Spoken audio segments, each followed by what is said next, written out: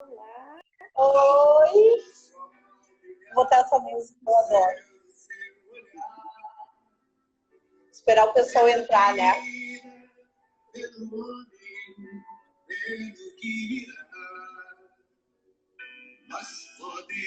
Oi, Mayra.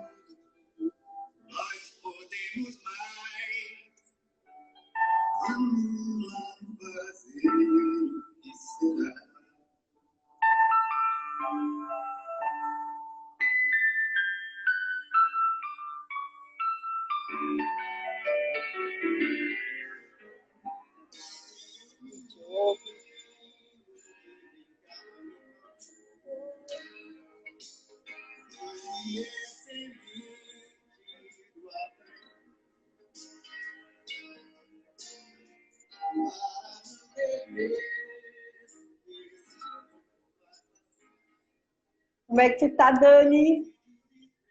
Tudo bem? E aí contigo? Como é que tá? Tudo bem. Eu tô ouvindo bem. Eu não botei fone. Tu tá me ouvindo bem? Tá tranquilo? É? Muito bom.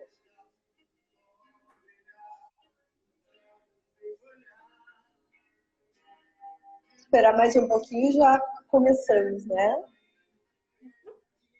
Tu consegue ver aí as... Tem gente que...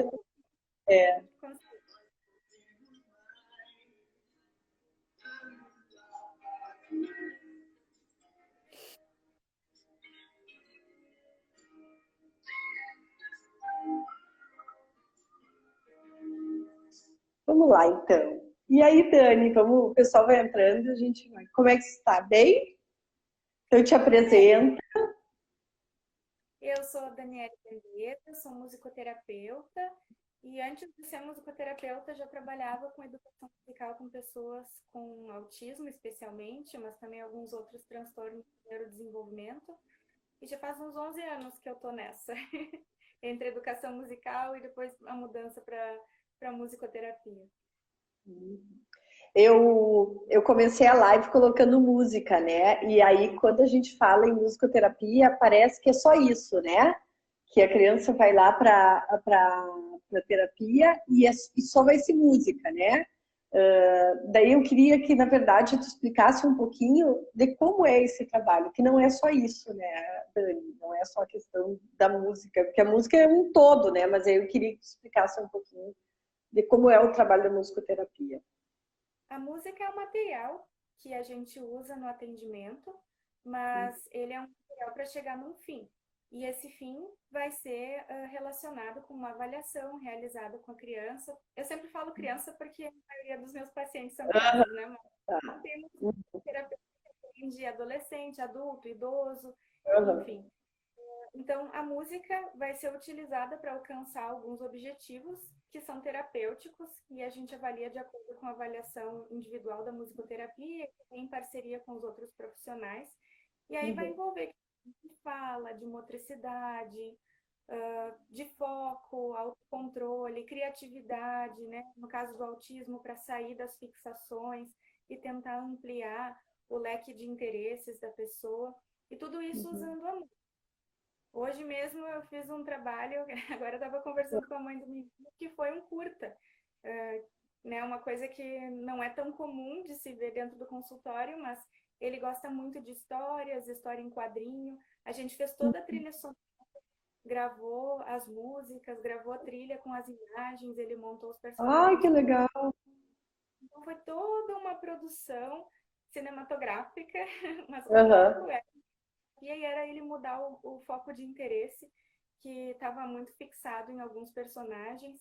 Então agora ele está ampliando isso e está encontrando outras artes para se manifestar, se comunicar também. Então envolve muito isso do artístico, mas Uhum. tem os específicos voltados para a terapia, né? Diferente da educação musical, que vai ter o Uhum. objetivo de aprender música, aprender o Uhum. que é o andamento, conseguir fazer uma música lenta, uma música rápida, e depois indo para a técnica dos instrumentos, né? A musicoterapia não foca nisso, apesar de que Uhum. eventualmente tu vai ajudar a criança com alguma coisa mais técnica, justamente para em objetivos como motricidade fina. Eu já tive trabalho mais no teclado, com pacientes que gostavam do teclado e que precisavam de trabalho de motricidade fina. Então, a gente associava isso, tocar um instrumento, com essa necessidade de desenvolvimento global deles. Uhum. Dani, deixa eu ter.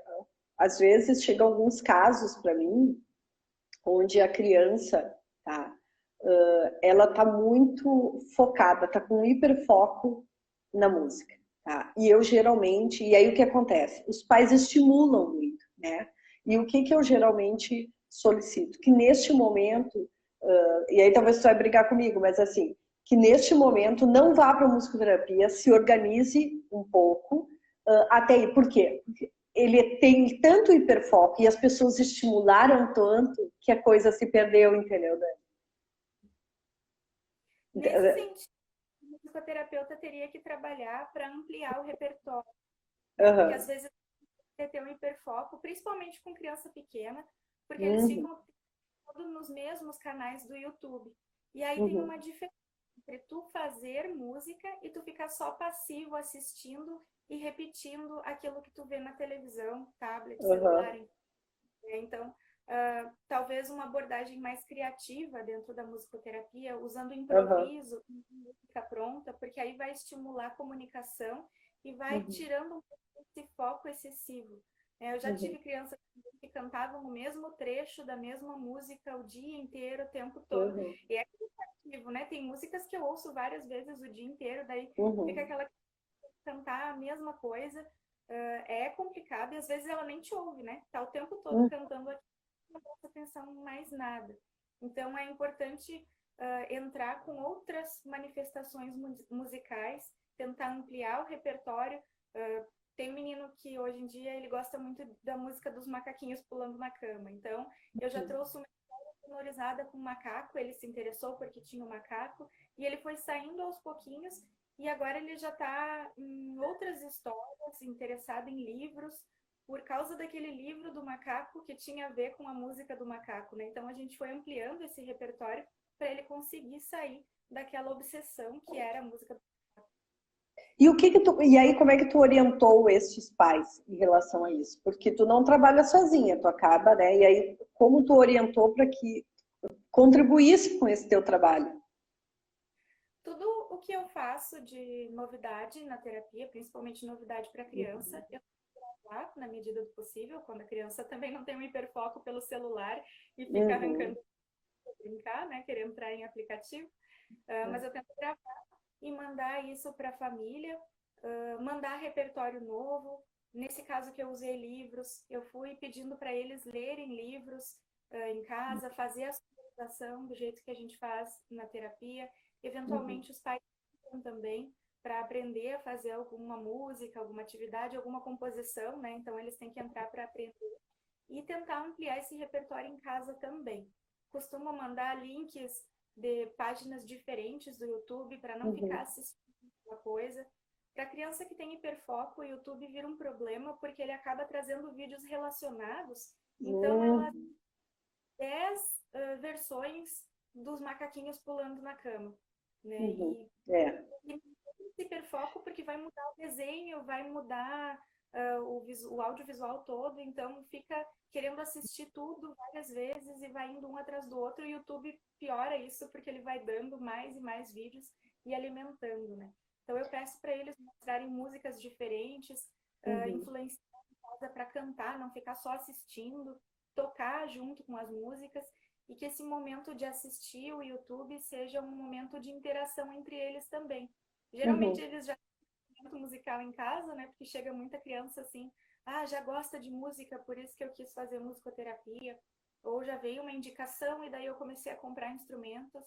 Então, coloca uma caixa de instrumentos musicais do lado da TV e quando vocês vão assistir, toquem juntos, cantem, dancem, pega a criança no colo, brinca, né? Não ficar só parado assistindo sempre o mesmo vídeo. Ainda mais quando fica com celular e tablet na mão, que eles ficam ali, né? Voltando, fica meia hora, uma hora, a mesma coisa que não vai levar em lugar nenhum, né? Só fica repetindo. Como é que tu faz o trabalho em relação à entonação, né? Porque a gente sabe que eles geralmente, alguns acabam falando com uma entonação. Como é que tu consegue, tu ensina que não, que tem a hora de cantar e a hora de falar direitinho, entendeu? Falar direito sem uma entonação. Como é que tu faz esse trabalho? Tu faz trabalho dentro do consultório? Eu uso muito uma abordagem comportamental de vai ter a música quando a gente faz direito, né? Que às Ótimo. vezes é coisas que a gente tem que tomar cuidado também, né? Não é Uhum. simplesmente dar uma na mão da criança e tentar correr pela sala e apertar a baqueta no espelho, no vidro. Tem que ter todo um cuidado na hora de entregar os instrumentos e fazer as atividades. Então, eu costumo já ajudar na questão do sentar, porque como eu pego criança pequenininha, que recém está indo para a pré-escola, tem que aprender a sentar, fazer o trabalho na mesinha. Então, eu faço momentos na sessão.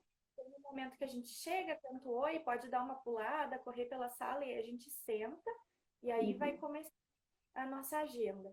Né? Em algumas crianças, inclusive, eu uso agenda visual para facilitar. Eu tenho cartinhas que identificam as canções.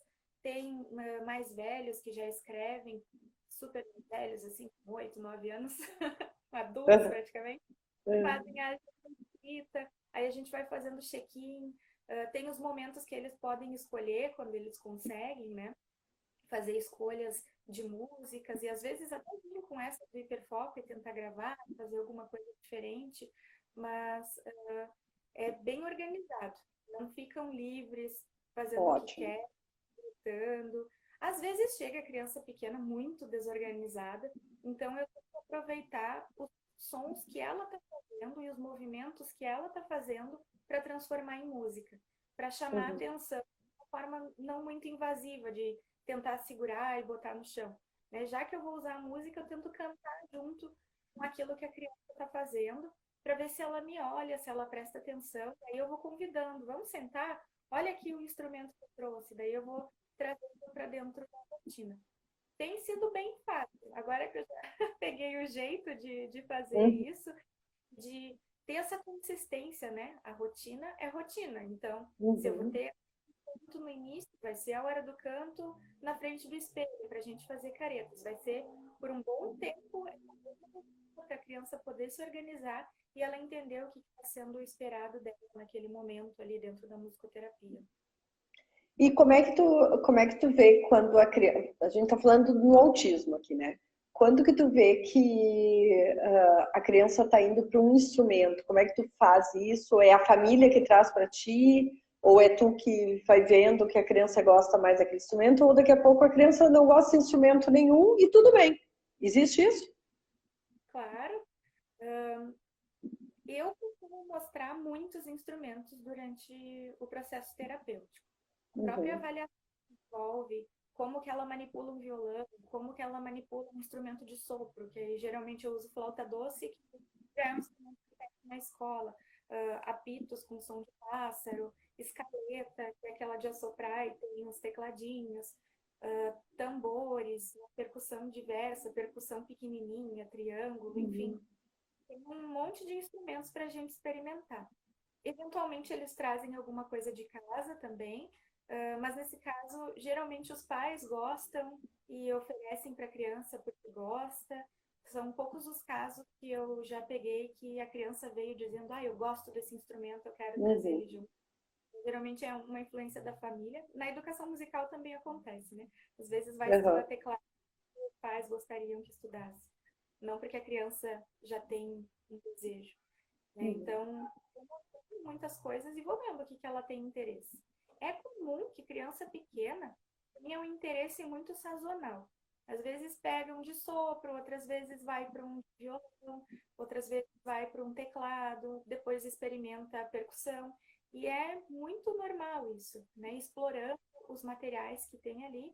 Aí, Uhum. quando for velho, se tiver o interesse de tocar algum instrumento, aí vou fazer um direcionamento para algum professor tem interesse em trabalhar, porque geralmente precisa fazer algumas adaptações na pedagogia da educação musical, né, de partitura adaptada, a própria forma de dar aula às vezes tem que ser menor, mandar menos tema para casa, né? Porque estudar um instrumento musical envolve muito tempo no instrumento Uhum. praticando. As pessoas com autismo costumam ter um atraso motor, né? Costuma ter hipotonia, então vai ali Uhum. tocar o violão, começa a doer a mão, tem que ter uma adaptação na metodologia para chegar nesse momento. Mas se não tem o interesse também em tocar, não tem problema. Tem muita gente que gosta de ouvir. Eu Uhum. tenho alguns que eu já percebo isso, apesar de serem pequenos, com 5, 6 anos. Gosta muito de ouvir, sente muito prazer nisso, consegue fazer uma escuta ativa, tá ouvindo a música, entendendo o que está acontecendo, já consegue falar Uhum. em alguns locais, mas não tem interesse em tocar ou cantar, né? Falei só de instrumento, mas cantar Uhum. também. Não tem interesse de desenvolver nenhuma dessas áreas, assim, e também não tem problema nenhum, né? O foco da musicoterapia não é a performance, né? É. Mas, enfim, os que têm interesse acabam indo para a educação musical depois. E se não tem interesse, também não tem problema. E me diz uma coisa, como que é o teu trabalho junto com o restante da equipe? Tu tá conseguindo trabalhar em equipe? Como é que acaba? Isso depende das equipes, né? Tem profissionais que Uhum. são mais. Eu trabalho numa clínica onde tem profissionais que atendem em horários diferentes, enfim, a gente acaba tendo pacientes em comum. Ali é muito mais fácil conversar, o pessoal é aberto. Mas às vezes a família pipoca nas clínicas, né? Às vezes por dificuldade de horário, falta de agenda, ou buscando uma especialização específica, seja ABA, Denver, Uhum. LIT. Quando é assim mais pipocado, vai cada um para um lugar. E eu moro em Canoas agora, né? Então, às vezes a família mora em Esteio, faz musicoterapia em Canoas, vai em Aba, em Porto Alegre, então anda por toda a região Uhum. metropolitana. Tem profissionais que são é mais difícil, mas são poucos, sinceramente. Hoje em dia eu vejo que são poucos, cada vez mais o pessoal está vendo que se a gente trabalha junto, funciona melhor. A gente só Uhum. tem somar, porque a criança é a mesma, né? Então, Uhum. nós temos que ter uma orientação nos objetivos e na forma de trabalhar, para não deixar ela tonta, né? Cada profissional puxando de um lado, agindo de uma forma. Eu vou trabalhar com rotina, outra pessoa deixa solto, a criança não sabe o que fazer e daí não funciona, né? A gente precisa de uma coesão entre os profissionais trabalhando. Tem melhorado bastante, já foi pior.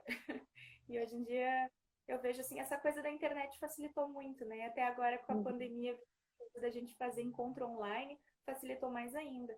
A gente consegue marcar uma hora e fazer um encontro todo mundo para conversar, dividir alguma dificuldade.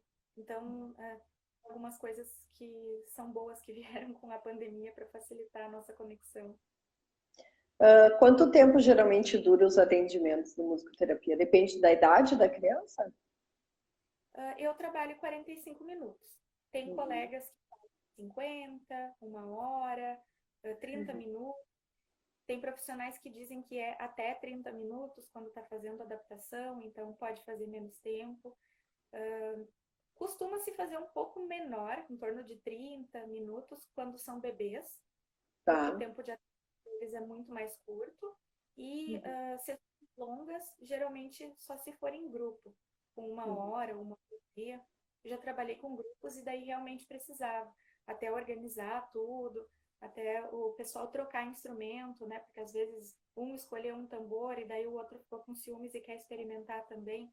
Então tem que ter tempo de fazer a rotatividade dos instrumentos, tocar a música que o pessoal pede, né, além daquilo que é trazido no repertório para o trabalho da socialização. Então, no meu caso, depende da idade, quando são bebês é Uhum. menos tempo e mais tempo se for em grupo, mas a média é 45 minutos. Tá. Dani, me diz uma coisa, e quando a criança tem a questão da dificuldade, de uma hipersensibilidade auditiva? Tu já recebeu paciente Já. assim? E aí, como é que é feito o trabalho? Já teve casos que eu não conseguia atender, qualquer Uhum. som musical causava muito desconforto na criança, então eu sugeri para a família levar para terapeuta ocupacional né? Foi uma indicação de alguém que sabia fazer a integração sensorial, tinha essa formação, para ver mais alguma coisa ali que não estava ocorrendo bem, se era algum timbre, enfim. Era uma situação bem difícil de identificar. Também foi fazer exames de processamento auditivo, às vezes é alguma coisa neurológica que precisa resolver antes, talvez entrar com alguma medicação, outra forma de intervenção antes de chegar na música. Mas foi um caso raro, tanto que foi só um dos que eu já atendi que aconteceu isso. Já peguei outras crianças com sensibilidade auditiva e aí eu fui trabalhando, acrescentando os sons aos pouquinhos. Primeiro começando só cantando, sem usar instrumento nenhum, até a criança se acostumar com a minha voz. Cuidar a entonação da voz também, não cantar muito forte, não cantar muito rápido, dá tempo da criança absorver o som, né? Ainda falando assim, bem sensorial, só do som, sem pensar em comportamental, em mensagem que a música pode estar pedindo, né? Se for uma música de comando, só para acostumar com a sonoridade da minha voz. Depois colocando chocalhinhos com um som bem baixinho, enfim, e acrescentando até conseguir chegar no momento de eu poder pegar um violão, cantar, a criança pegar um instrumento junto.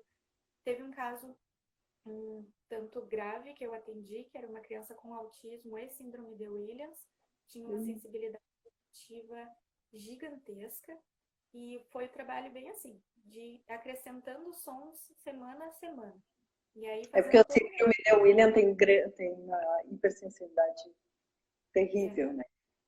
de gostar, ele Uhum. sofria, às vezes até eu me empolgava e dizia, ah, muito bem, ia bater palma, e ele chorava, Aham. sofria, aí ele se afastava, eu via que aquilo era doloroso mesmo. Então tinha todo um cuidado e acrescentando os sons muito aos poucos. Aí tinha todo um relatório que eu ia fazendo para ver o que ele estava aceitando.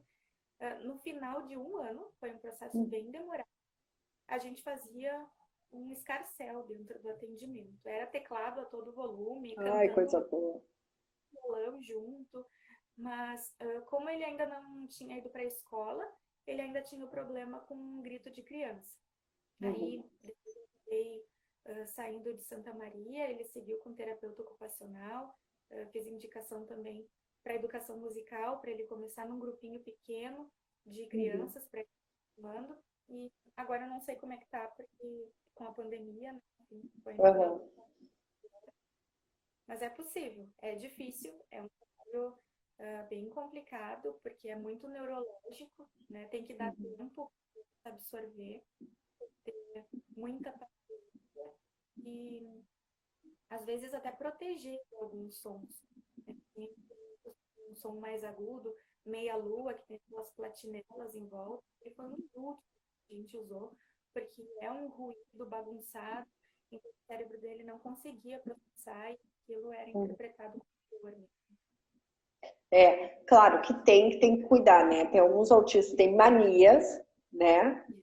E outros têm a hipersensibilidade auditiva, sim, mas alguns têm mania, né? Então a gente tem que, na verdade, avaliar e cuidar. Dani, eu ia te pedir para explicar de novo um pouquinho. Quando a gente começou, tinha poucas pessoas na live. Um pouquinho assim, eu entrei a live com uma música, né? E aí eu falei para Dani, a gente bota música quando fala em musicoterapia e acho que é somente a música, né? Daí, Dani, então eu queria que tu falasse de novo assim um pouco o que é a musicoterapia mesmo. A musicoterapia é utilizar a música e os elementos musicais com uma finalidade, um objetivo terapêutico.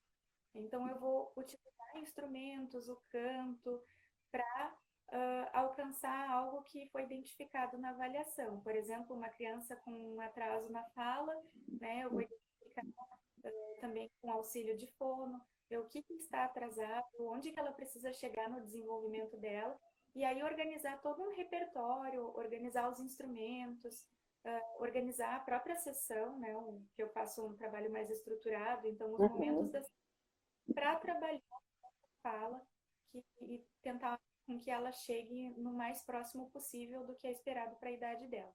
A diferença com a educação musical é que a educação musical não vai ter esse foco no desenvolvimento global da criança, Uhum. então, de saúde. Vai ter um objetivo educacional, de aprender um instrumento, de aprender o que é um fundamento, o que é um ritmo, né, os parâmetros musicais. Já na musicoterapia, o musicoterapeuta tem que ter noção do que é isso, tem que saber e ter Uhum. domínio para utilizar a fim de desenvolver essas questões mais de saúde mesmo. Tu como musicoterapeuta, né? Qual é hoje a maior dificuldade em relação aos autistas na musicoterapia? Que tu sente? Nessa tua experiência que tu teve, assim, quais as... Mais grave é a questão dos instrumentos, porque eles Hum, podem virar, né? Então, fazer o uso correto de uma baqueta, não ficar batendo na parede, não ficar batendo no espelho, não ficar sacudindo na perfeito. frente do outro, porque pode acertar, se machucar. Então, o manuseio dos instrumentos quando é um autismo mais grave. Em autistas funcionais que falam, né, que tem o verbal, às vezes é justamente a fala, porque eles falam, mas não é funcional, né? Às vezes é muito robotizado ou é muita fixação em um assunto só. Então eles não ouvem o que eu estou pedindo ou querem cantar a mesma música o tempo todo. E esse é um trabalho longo e muitas vezes cansativo, porque eu tenho que me centrar antes para não me irritar, porque é complicado, né? A pessoa ficar Uhum. cantando 10, 15 vezes a mesma música, termina e começa de novo, e não Aham. tá, né? Ela cria uma barreira justamente com a música. Então, nesses dois casos, assim, os mais graves é a questão de manipulação dos instrumentos e algumas crianças que têm essas fixações e falam muito e não têm esse controle de agora eu preciso escutar, eu não posso falar o tempo todo, né? Uhum. De que ouça algo diferente e aceitar coisas diferentes durante a sessão. Tu sabe que eu fiz a avaliação de uma criança que ela tinha esse hiperfoco musical, uma coisa fora do comum.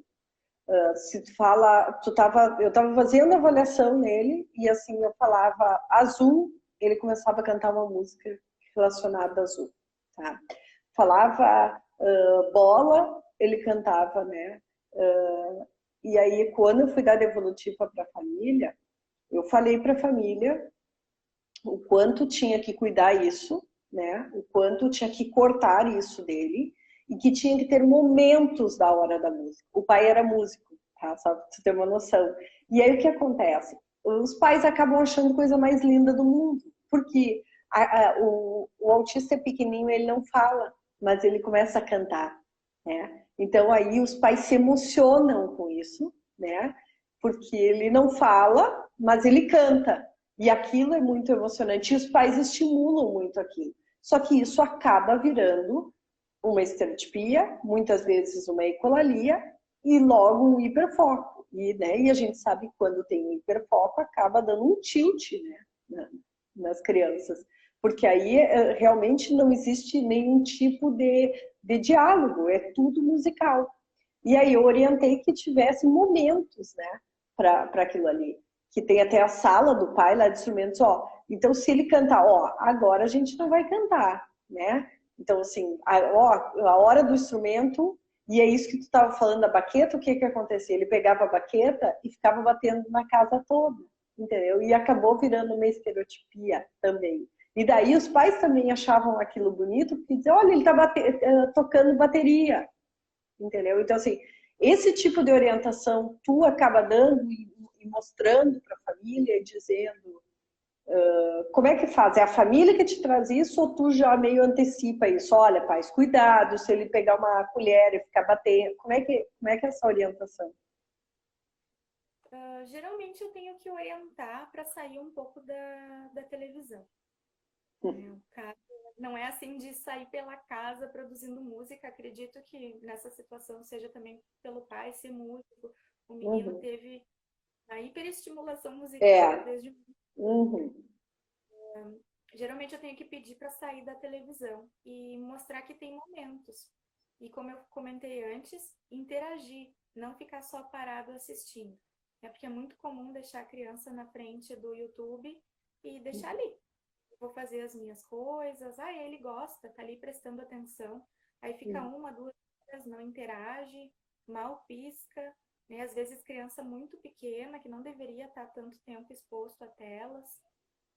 Então, eu sempre oriento a ter momentos, né? Eu acho Uhum. impossível a tecnologia, tem que regular, mas é impossível tirar, porque a gente não larga. Não, Para claro. Aham. seria bem, mas é impossível. Então, ter momento. Não dá para ficar o tempo todo com o celular na mão. Os pais também têm que entender que tem que olhar para a criança e tem que ali interagir com ela. Então, se vai assistir uma música, dança junto, toca junto. Se vai assistir um filme, daí tu fica quieto, né? O filme, Uhum. se conseguir acompanhar uma história, mas a música, geralmente, ela vai trazer movimento quando é música para criança pequena. Se tu Uhum. trouxe musical, então tu pode cantar, dançar, tocar, fazer tudo isso junto com o pai, a mãe, o irmão e ter um momento dentro da família muito positivo. Nesse caso que tu comentou específico, eu também orientaria a ter um momento para eles irem nessa sala de música e aí gastar energia ali. Talvez esse momento teria que ser grande, né? Ficar 1 hora ali tocando para matar a vontade, mas depois deu, é esse momento, né? Uhum. Porque o menino vai para a escola, aí a professora vai falar a matéria e tudo que ela falar, ele vai lembrar uma música e vai ficar cantando, interrompendo, vai virar um problema bem grande. Como tu falou, é bonitinho quando é pequeno, mas aí Aham. quando transitar por outros ambientes sociais, vai virando um problemão muito grande. E Uhum. quanto maior a criança, maior o problema, né? Mais difícil de contornar e de resolver quando vira um hiperfoco. Então é bem importante isso de ter momentos. A gente tem que ter momento para tudo, né? Eu acredito Aham. nisso. Se dormir, tem hora para comer, vai ter hora para fazer música também. Ótimo, perfeito. Aham. Quando a criança não fala e canta, daí é a importância do musicoterapeuta, de dar esse estímulo de forma adequada e orientar a família. E não ficar cantando o tempo todo para tudo. Porque ninguém Uhum. se comunica cantando, né? Ninguém vive no musical. Então É isso aí. precisa essa orientação adequada para não virar uma situação assim mais complicada como essa que tu comentou. Aqui, se tu pudesse dar algumas orientações em relação a um trabalho em casa que os pais pudessem fazer, né? Jamais substituindo o musicoterapeuta, né? Mas assim, o que tu podia orientar em casa, assim, que os pais pudessem estar trabalhando para estar ajudando, para trabalhar essa parte global do desenvolvimento. Não só os pais, mas os profissionais, né? Que estão aí, fono, psicopedagoga, fisioterapeuta, que possam trabalhar, colocar música lá no a musicoterapia no seu atendimento. O que tu algo que poderia. Fica como um recurso, né, dentro do atendimento. A primeira coisa que eu diria de dica é aprender repertório, né? Uhum. Porque olhar as vogais vai ser o sapo não lava o pé. Daqui a pouco a criança vai em 5 profissionais, as 5 estão cantando o sapo não lava o pé, e a criança começa a falar o sapo não lava o Oi, pé e vira falhou. um hiperfoco. Tá falhando. Travou ali. É. Então, aumenta o repertório. Se vai trabalhar vogal, conheça várias músicas que falam sobre as vogais. Inventa, né? Tem que ser muito criativa dentro do atendimento, sempre pensando em formas de adaptar conteúdo, em formas de organizar a casa da família, enfim. Então, tentar procurar essa criatividade com as músicas também. Óbvio, fono até deve cantar melhor, né? Já tem um trabalho com a voz desde a faculdade. Mas, às vezes, especial, psicopedagogo, psicomotricista, talvez nunca cantou, não vai cantar bem, Uhum. ou faz instrumento não sabe cantar e quer usar aquilo, não tem problema, não está trabalhando musicoterapia. Se não está ferindo os ouvidos da criança, no sentido de levar um instrumento musical que causa uma hipersensibilidade auditiva, perceber que a criança fica com conforto porque está desafinado, né? Tem os casos de ouvido absoluto, que a criança não consegue lidar com música desafinada e às vezes tapa a boca das pessoas para não cantar, prefere não ouvir música do que ouvir a música fora do tom, né? Então, se não for uma situação assim, de levar o repertório bem diversificado, para não acabar cometendo o erro de criar um hiperfoco para a criança. Eu já vi isso acontecer. Uma equipe que não conversava muito, tinha várias pessoas cantando a mesma música várias vezes durante a semana. Aí a criança caminhava pela rua e ficava com aquela música ecoando. Aí a gente chama dos worm brains, que são vermezinhos que grudam na nossa mente, né? Quando a gente ouve música chiclete. E aí a Uhum. música chiclete geralmente está em todas as rádios, tocando em todo lugar que tu entra. A gente faz isso com a criança e deixa aquele pensamento obsessivo que é a música ali, tocando o tempo todo na cabeça dela. Então, eles já têm tendência a fixar em comportamentos repetitivos. Então, a gente tem que tentar ampliar esse repertório para virar um conhecimento e uma habilidade mesmo, e não decorar a música do sapo e eu só sei as vogais naquela ordem. Nesse Sim. caso, uma coisa que eu costumo fazer é mudar a ordem das coisas. Às vezes cantar a música com uma letra diferente, fazendo uma paródia. As crianças arregalam o olho e ficam assim, como assim? Não é Ah, essa legal música. isso. Até para trabalhar, porque eles, os pequeninos, geralmente não lidam muito bem com frustração. Já Uhum. trabalha um pouco isso também, né? A questão da frustração, porque... Eu mudo Oi. muito a letra das músicas. Uhum. Um menininho que adora o sapo jururu. Ele já virou tudo que era coisa. A fono deu umas dicas de umas consoantes que ele não falava. A gente começou a cantar a música com essas Ótimo. consoantes. Ele já tinha domínio da melodia. Então fomos mudando e fazendo essa parceria, né, interdisciplinar para mudar o foco dele aos pouquinhos e ao mesmo tempo inserindo conteúdos que ele precisava desenvolver na questão do cantar. Né? Uhum. Ó, então, Daniele, obrigada pela parceria. Meus pacientes, em parceria com você e a FUNA, avançaram muito rápido no processo de alfabetização. Que legal. Sandra, André, que é isso legal, aí. né? Psicopedagoga e ela vai dando essas orientações de como que está o processo da alfabetização, a fono entra Uhum. com a questão da fala e a gente usa esses conteúdos dentro da musicoterapia para trabalhar composição, história sonorizada. Então, vai fazendo com que a criança tenha interesse e parte dela essa vontade de se alfabetizar, de Uhum. conseguir ler né, de entender aquilo que está sendo mostrado para ela. Então acaba que o processo fica muito mais prazeroso. E como é que está sendo a pandemia? Como é que voltaram aos poucos? Como é que Eu estão as coisas? fui trabalhar, boa parte dos pacientes que eu tinha no início do ano estão em casa, tinha muitos com comorbidades, com problemas de saúde mais grave, então as famílias ficaram com medo, os médicos Uhum. orientaram. Alguns aderiram ao atendimento online, a Uhum. União Brasileira de Associações de Musicoterapia autorizou, para a gente isso não existia antes, então Uhum. uma forma de lidar com a pandemia foi autorizado até o final desse ano fazer atendimento online. Está sendo um desafio enorme, porque nunca ninguém tinha feito, então a gente não sabia como, né? Fui fazer curso de como é que usava o Zoom com uma colega psicopedagoga que já conseguia fazer umas coisas interessantes ali, de trazer interação, mesmo tu usando o computador e tá conversando com a tela, né? De criar recursos mais visuais para a criança prestar atenção ali e ficar sentado olhando para o computador. Uhum. Que não foi YouTube, né? Eu não tenho uma animação em volta de mim, não tenho, então dificulta atendimento mais curto, mais fracionado, mandar vídeos para a família trabalhar durante a semana, de uma forma que eles sem sobrecarregar, né? Porque é todo Sim. mundo mandando vídeo, então tem que ter uma conversa para ver o que é possível fazer. E lá pela metade de maio, o pessoal começou a retornar e teve muitos pacientes novos, principalmente criança pequenininha, que ainda não tinha ido para a escola ou que começou a escola e teve que abandonar. E aí Uhum. começaram a ter questão nos comportamentos. Criança muito pequena é difícil, né? Às vezes recém teve o diagnóstico, está começando, Uhum. a família fica esperançosa de que vai ter uma melhora, aí ficaram um tempão fechados em casa e a criança começou a regredir e às vezes mostrou comportamentos disruptivos que não tinha antes, porque agora já, né, não tem shopping, não tem passeio, não tem pracinha, não tem onde gastar energia.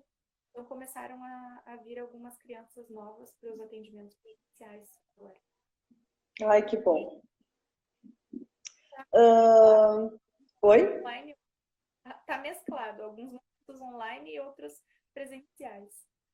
Me diz uma coisa, o que mudou, o que mudou na Dani do começo lá, quando começou a trabalhar com autismo e agora? Qual a diferença, assim? O que tu percebeu, Dani? O que mudou, assim, tu profissional em relação a eles, o teu trabalho com eles? O que tu viu, assim, ó, o trabalho com autista tem que ser desse jeito, não tem como. Se tu tiver que dizer alguma coisa, o que é? Eu acredito que é pelo comportamental. É algo que no início, às vezes eu ficava com dúvida, às vezes eu achava, ai, mas tem que obrigar a criança a fazer certas coisas, Uhum. tem que ser rígido com rotina. Tem. Claro É. que tem. Começa a fazer uma reflexão até da tua vida, o que seria. Bom, é só ver esse. Agora a situação, né? Agora tem uma vivência minha mesmo, né? O que é a nossa vida sem rotina? O que é mudar tudo o tempo todo?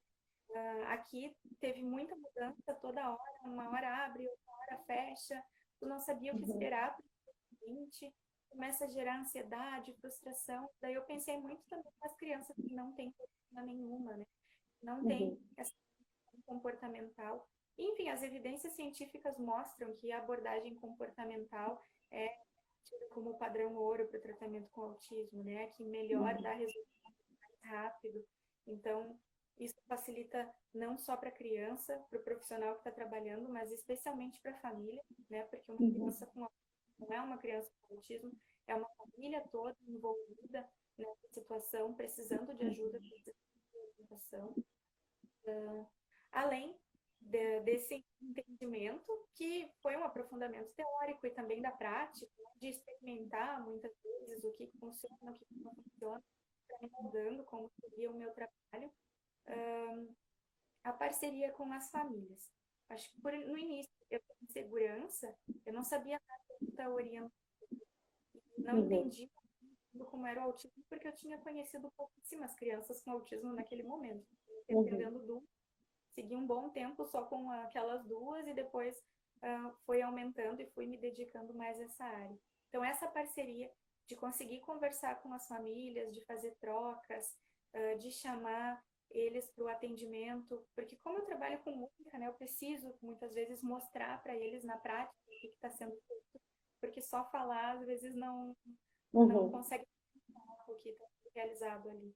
Então, essa parceria é uma das coisas muito fortes, assim, que eu vi que é importante, não tem como trabalhar se não tiver uma relação boa com os pais e não tiver esse diálogo, né, do que eu estou fazendo na terapia, o que vocês estão fazendo em casa e da família sincera, né, da gente ter essa abertura de eles falarem, inclusive quando tá tudo horrível, né, de falar, olha, Uhum. tá horrível, tá dando, eu preciso de ajuda para organizar tais coisas. Isso é fundamental. Tem alguma mensagem que tu quer dizer final, assim, sobre a musicoterapia, da importância dela? Na medida do possível, eu tento manter rotina, né? Não está sendo fácil esse ano. É uma novidade para todo mundo, então nós adultos não estamos lidando bem. Imagina as crianças que não estão entendendo o que está acontecendo, Uhum. né? Tem que ter uma rotina e ter momentos de interação positiva em casa. Se vocês gostam de música, cantem, dancem juntos, toquem instrumentos, tentem ficar um tempo de qualidade juntos, porque eu acredito que se a gente conseguir criar momentos positivos, a gente vai ter memórias e sentimentos mais interessantes para esse ano, que no geral lá fora está bem complicado, né? Uhum. Então, um ambiente familiar o mais positivo possível e ter um momento bom para compartilhar e tentar que isso seja o mais tranquilo, né, para todo mundo, principalmente para as crianças que não estão entendendo o que está acontecendo. Dani, queria te agradecer. Muito obrigada. Oi, olha, a Adriana tá aí, a Cooper. E tudo bem? Oi. Ela tá no Silvio ali, você tá no Instagram do Silvio, mas ela tá dando oi. Eu queria te agradecer. Sabe que eu te acho uma baita profissional. Sou tua fã. Acho que tu faz o trabalho de musicoterapia ser musicoterapia, né? Porque, na verdade, teve uma época que, na verdade, a musicoterapia meio que virou uma mania, né? Todo mundo fazendo musicoterapia. E, assim, eu acho que tu faz musicoterapia da forma correta, né? Trabalhando o autismo da forma correta, numa linha comportamental, com equipe. Então, assim, muito obrigada. Sou tua fã como profissional. Muito obrigada, eu que agradeço. É um prazer te encontrar. Te conheci lá no início da carreira, quando eu estava pensando, oh, Fábio, me ajuda. Lá no comecinho, né? Quanto tempo já faz que tu tá trabalhando com autista? 11 anos. Gente, 11 anos. Faz tempo. Eu tinha cabelo vermelho, não sei se tu Tu lembra. tinha cabelo vermelho. Eu lembro de uma palestra tua, que eu acho, até tu tinha que contar essa historinha, do cara do Snoopy. Ah, o Charlie Schulz, que Isso, escreveu. conta essa história, eu acho tão linda. Conta. Eu sempre gostei de quadrinhos também, eu tenho uns interesses em comum com os meus pacientes. Então, Uhum. gosto muito do Snoopy o Snoopy não foi escrito para crianças. O Charlie Schulz, ele era um adulto com autismo, tinha muitos problemas e ele conseguia trabalhar as questões emocionais dele pelos quadrinhos. Então, cada personagem é como se fosse um alter ego dele. Toda a questão da depressão dele é muito ligada com o personagem principal, agora eu esqueci o nome, o Minduim em português.